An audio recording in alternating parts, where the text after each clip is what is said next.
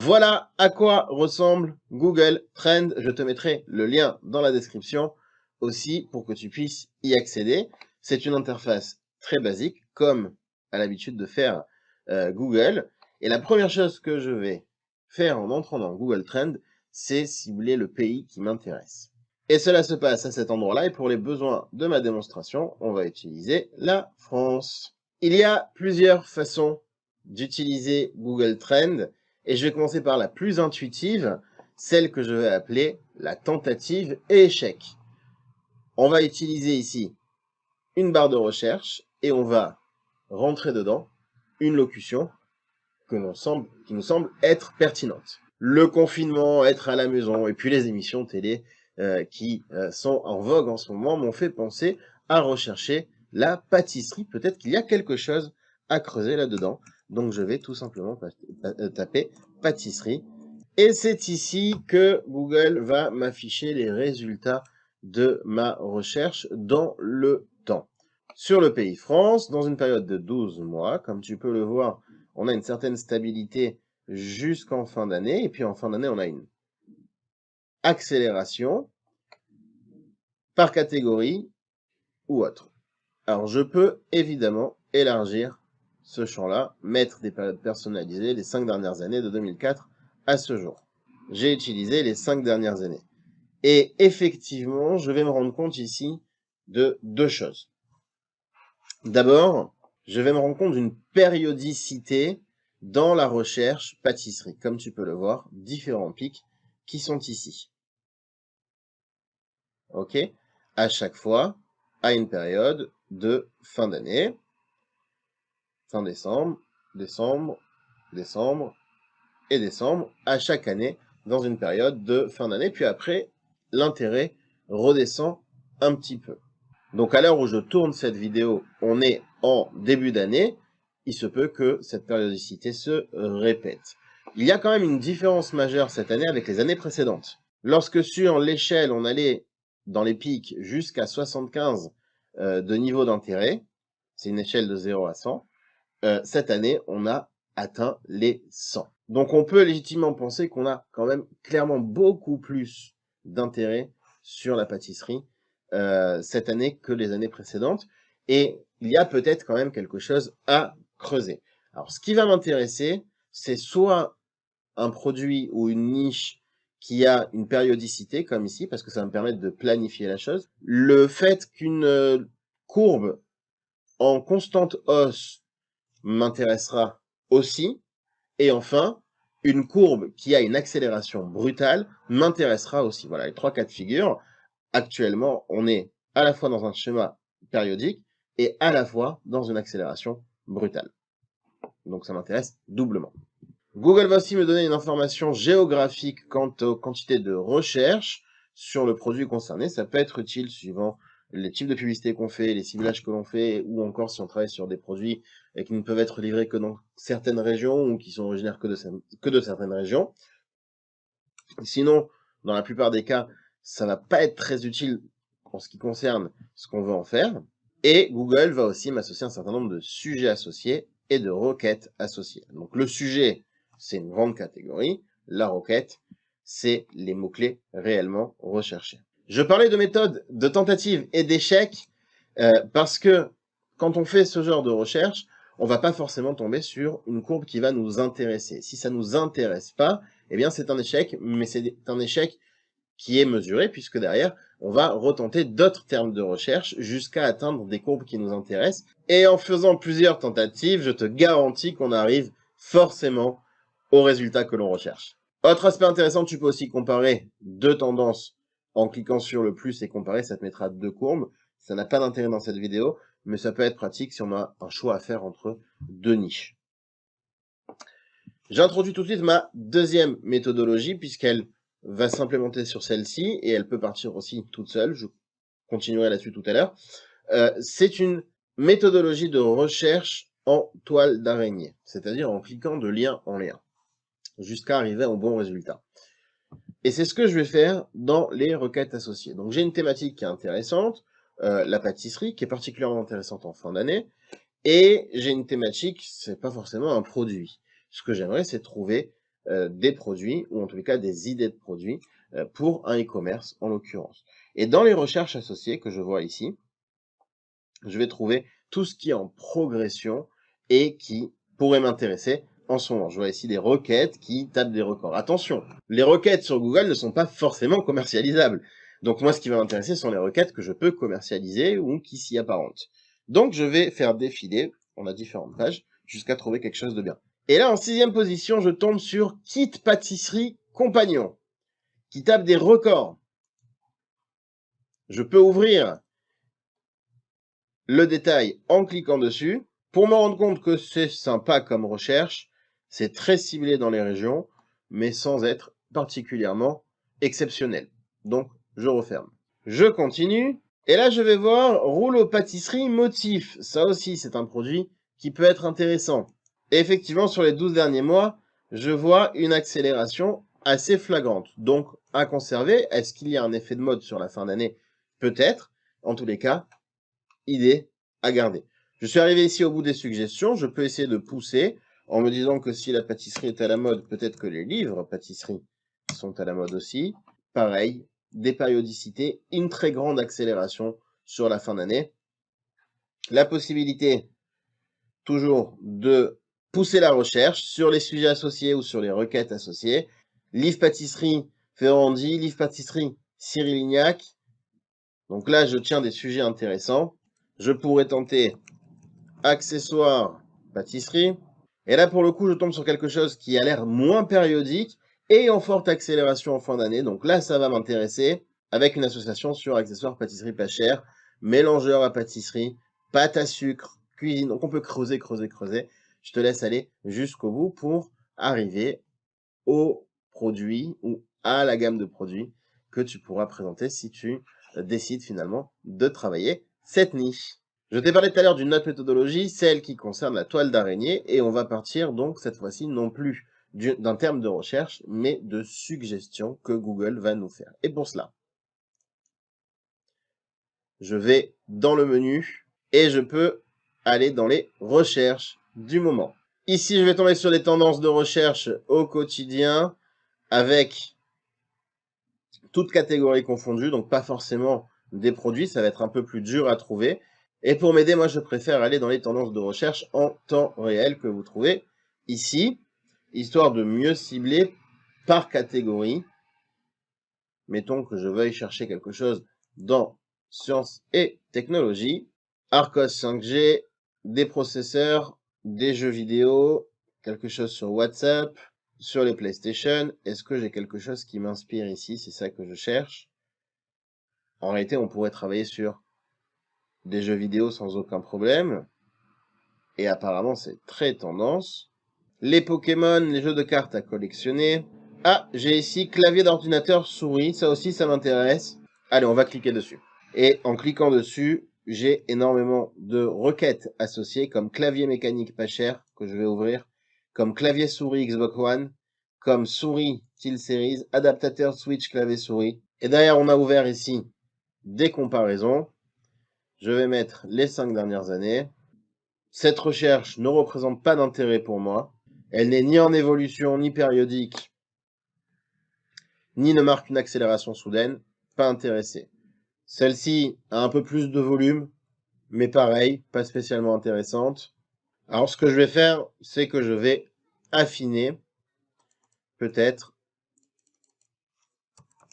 en allant dans quelque chose de plus général. Pour chercher quelque chose de plus particulier, j'ai tapé clavier. Donc là, on est vraiment sur quelque chose qui est très recherché. Les tendances sont très élevées. Ça a l'air d'être beaucoup plus périodique, donc ça pourrait m'intéresser. Et depuis juillet 2019, regarde que la tendance a l'air d'être très positive. Dans les requêtes associées, je trouve encore différents sujets qui peuvent m'intéresser, comme par exemple ce clavier souris gamer, avec une évolution sur les 5 dernières années grandissante. Alors on a des hauts et des bas à chaque fois évidemment, mais à partir de 2019, on remarque clairement que l'intérêt croît globalement. Alors même si encore une fois, les hauts et des bas, il faut les lisser, et on arrive sur quelque chose qui va en augmentant. Donc clavier souris gamer, là je tiens peut-être quelque chose qui pourrait m'intéresser. comme niche et comme produit. Et la niche, c'est vaste. On peut rentrer dans les tours PC gamer, les écrans PC gamer, les claviers mécaniques gamer, des packs clavier souris casque gamer. On l'aurait pas trouvé tout seul, celui-là. Et ben apparemment, il y a de l'intérêt pour ces recherches-là, donc ça veut dire qu'il y a un intérêt à proposer ces produits-là, puisque des gens veulent les acheter. Bienvenue sur l'accueil des statistiques d'audience de Facebook, mais d'abord, avant tout, qu'est-ce que c'est? Tu n'es pas sans savoir que Facebook réunit énormément de données sur ses utilisateurs. Il connaît tout. Une étude a même été publiée il y a quelques années qui disait que si tu as déjà liké au moins 10 posts dans ta vie, eh bien Facebook connaît mieux que tes collègues. Si tu en as liké au moins 100, il te connaît encore mieux que ta famille. Et ça ne s'arrête pas là, si tu as liké au moins 230 posts, Facebook te connaît mieux que ton conjoint et au final il te connaît presque mieux que toi-même. Eh bien, ce qui est assez incroyable, c'est que Facebook a décidé de te partager cette connaissance qu'il a par rapport à ton audience. Alors, avant tout, il va te demander si tu veux avoir des informations en comparaison avec tous les membres de Facebook ou uniquement les membres connectés à ta page. Donc, si tu as assez de membres connectés à ta page, Facebook te sortira une information pertinente. Si ta page démarre, ça ne sera pas suffisamment grand pour avoir une statistique. Donc, nous, on va travailler sur tous les membres. Et la première des choses qu'il va falloir faire, eh bien, c'est de définir le lieu des gens que tu veux cibler. Donc, les États-Unis, c'est ce qui est par défaut, on l'enlève, et on mettra, si on travaille sur la France, par exemple, la France.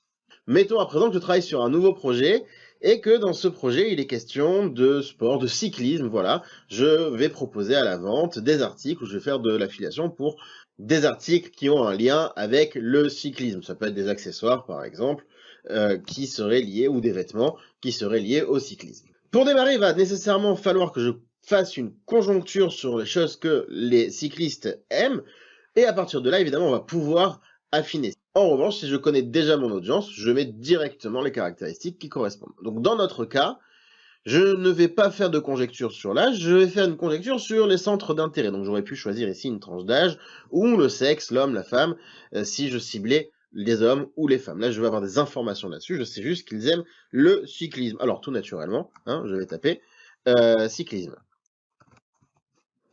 Alors les centres d'intérêt, ça ne s'arrête pas seulement à un hobby, ça peut tout à fait être une marque. Et je vais imaginer que mon audience, elle aime bien Decathlon, voilà, un cycliste en France, a priori, c'est un client de Decathlon, ben, je sais quoi, je vais rajouter les clients de Decathlon dans cette histoire. Donc j'ai pour l'instant la France, j'ai le cyclisme, j'ai Decathlon, je pourrais aller encore beaucoup plus loin, chercher aussi par catégorie, hein, on peut tout à fait fouiller si on n'a pas d'idée les différentes catégories que Facebook nous permet de retrouver dans les centres d'intérêt ou taper directement la recherche. Je peux encore affiner avec les connexions des personnes qui sont connectées à une de mes pages ou non connectées à une de mes pages. Et enfin, je peux aller sur des recherches encore plus avancées qui ne sont pas liées au centre d'intérêt, mais plus à une situation. En cliquant sur avancer, je peux choisir la langue des personnes, la situation amoureuse, si elle est célibataire, en couple, fiancé, marié, dans quoi il est employé, quel genre de scolarité il a fait, est-ce que c'est un parent, est-ce que c'est quelqu'un qui a des enfants, et s'il a des enfants, est-ce qu'ils ont entre 0 et 12 mois. On peut vraiment cibler des audiences très très précises, hein, ça peut être super pratique. Si je vends des produits pour bébés, je peux tout à fait regarder les parents qui ont entre 0 et 12 mois. Pour ce qui est des Américains, on peut aller regarder la tendance politique, les événements marquants. On peut même choisir des gens qui ont un anniversaire qui arrive très bientôt, ce qui est assez pratique pour bien cibler ces publicités, ou encore qui viennent de commencer une relation, ou qui ont un nouvel emploi, ou qui sont une relation à distance. Et là encore, je te laisse imaginer les portes que ça ouvre en termes de contenu, de publicité, qui tu peux cibler en fonction de quel besoin, à quel besoin tu peux répondre. D'ailleurs, je pense que je ferai une vidéo une prochaine fois sur ce sujet-là précisément, parce que c'est pas le propos aujourd'hui et c'est super intéressant. Si ça t'intéresse, dis-le moi en commentaire. Et s'il y a assez de commentaires, ce sera peut-être le prochain sujet. Pour ma part, je décide de ne pas affiner plus que ça à ce niveau-là pour l'instant, pour regarder les résultats que j'ai obtenus et en tirer des leçons. Pourquoi je ne veux pas trop conjecturer? Parce que je suis encore qu'au début de ma recherche. Et là, je vais apprendre que les personnes qui sont des amateurs de cyclisme et des amateurs de décathlon, donc capables de consommer des produits liés au cyclisme, essentiellement, on va en retrouver dans la tranche 25-54. Si je fais un cumul de tous les chiffres qui sont ici, en ciblant ces tranches-là, je ciblerai plus ou moins 65-70% de la population. À noter aussi, je remarque que 70% des gens qui m'intéressent, ce sont des hommes, par rapport à 30% qui sont des femmes, 69 et 31. Donc j'ai une nette majorité d'hommes. Lorsque je vais prévoir mon contenu sur ma page, ça va beaucoup m'être utile. Je vais aussi avoir des informations sur la situation amoureuse de ces gens-là, qui était célibataire, qui est en couple, qui est parent, qui est marié, le niveau d'enseignement, quel poste ils occupent dans leur vie professionnelle. Et là encore, ce sont des informations que je vais pouvoir utiliser lors de la création de mon contenu ou encore lors de la création de mes publicités. Alors maintenant, je vais essayer de tirer des leçons un peu plus précises que ces statistiques générales. Et je vais me dire que bon, j'ai un bon 25% des personnes qui ont entre 25 et 34 ans, et peut-être qu'ils n'aiment pas les mêmes choses que ceux qui ont 35 et 44 ans, et ceux qui ont entre 45 et 54. Donc c'est ma manière à moi d'affiner. Je vais affiner en fonction des grandes catégories de personnes que je vais cibler. Pour l'instant, je m'intéresse à l'âge et au genre, mais en réalité, je pourrais m'intéresser à bien d'autres critères qui sont disponibles ici. Donc, je vais tout simplement me dire, bon qu'est-ce qui se passe au niveau des 25-34? On va commencer par là. 25-34. 25-34 ans. Et je vais affiner. Et je vais me rendre compte ici que la plupart des gens qui sont là sont soit célibataires, soit en couple, beaucoup moins de mariés et quelques fiancés. Je vais avoir toujours les mêmes informations, mais cette fois-ci, je vais regarder une autre section de mon audience, les mentions « J'aime une page ». Facebook va me dire exactement ce qu'ils aiment. Et je vais en tirer des leçons. Par exemple, dans les sites web sport et loisirs, District Football Club, la Fédération française de la loose. Dans les entreprises agroalimentaires, apparemment mes sportifs cyclistes aiment la bonne bière et les bons burgers. Et là, pam, typiquement, c'est une information qui peut me rendre service. Imagine-toi un post, une publicité, avec une bouteille de bière, un burger, alors j'utiliserai pas la marque évidemment, mais un burger, une bouteille de bière, et un message type « Grosse soirée hier soir, dépense tes calories grâce à mon produit ». Je sais exactement que cette audience, je lui parle, je vais parler son langage, ce qu'il aime, ce qu'il veut. Et je pourrais faire ça avec n'importe lequel de ses centres d'intérêt. Croiser des informations sur une audience et le mettre dans sa publication, c'est extrêmement bon. Pour te donner un exemple, si dans ma publication j'écris « Les amateurs de Ricard qui aiment le vélo ont plus de chances de vivre heureux », je vais créer un sentiment d'identification qui est fort auprès de la personne à qui je vais montrer cette information-là. Le Ricard, je ne l'ai pas pris au hasard, j'ai pris les spiritueux qui sont là. Et ce sentiment d'identification va nettement, tu le testeras, augmenter le taux d'engagement, la réaction, le taux de réussite de ce que je souhaite faire auprès de cette audience-là. Donc c'est extrêmement pratique. J'aurai beaucoup plus de chances qu'ils like. Beaucoup plus de chances. Tu feras le test. C'est un petit secret qui fonctionne super bien. Facebook va aussi me dire, tu sais quoi? Ils ont énormément de chances de liker la page District Football Club, et la page FFL, et la page GoPro, et la page Desperados. Ils ont énormément de chances de liker ça. Ce qui va, là encore, beaucoup m'aider, puisque je vais pouvoir ouvrir les différentes pages qui sont ici proposées, et aller espionner de quelle manière ils publient. Qu'est-ce qu'ils publient? Plutôt des images, plutôt des vidéos. Quel genre d'images, quel genre de vidéos, quel genre de messages ils font passer. À l'audience qui, finalement, m'intéresse, qu'est-ce qu'ils aiment? Et ça va énormément m'inspirer et inspirer ma charte lorsque je vais créer ma page, créer mon contenu. Je vais évidemment, avant tout, regarder ce qui se passe et essayer de reproduire quelque chose qui est dans l'esprit de ce que les gens aiment. Les autres onglets nous amènent à des informations de lieux où l'on se rendra compte étonnamment que là où on retrouve le plus de personnes, c'est Grenoble, Rhône-Alpes. Donc apparemment, l'air de la montagne, ça fait du bien aux cyclistes. Et là encore, c'est peut-être quelque chose que je pourrais utiliser, évidemment, si je veux cibler ces gens-là précisément et peut-être donner un sentiment d'appartenance pour des personnes qui vivent dans ces régions en mettant le bon message adapté avec évidemment le cyclisme et mon produit derrière. Et en activité, Facebook va me donner une indication sur l'activité de mes utilisateurs. Est-ce qu'ils sont très actifs sur Facebook, et donc ce que tu vois en gris, je ne l'ai pas dit tout à l'heure, mais ce que tu vois en gris, c'est la moyenne de Facebook, ce que tu vois en bleu, c'est l'audience. Ok? Et là, tu vas te rendre compte que l'audience que tu as devant toi est particulièrement active sur Facebook, elle est 2 fois plus active que la moyenne de Facebook. Ce qui est très très bien lorsqu'on veut créer de l'interaction. Évidemment, c'est très utile. Et elle va être particulièrement active dans les publicités. Publicité cliquée, notre audience clique 2 fois plus que la moyenne de Facebook. 15 chez Facebook, 30 dans les publicités cliquées. C'est très bon pour moi. Excellentissime. L'utilisation des appareils, est-ce qu'ils sont plus sur mobile? Est-ce qu'ils sont plus sur bureau? Est-ce qu'ils sont entre les deux?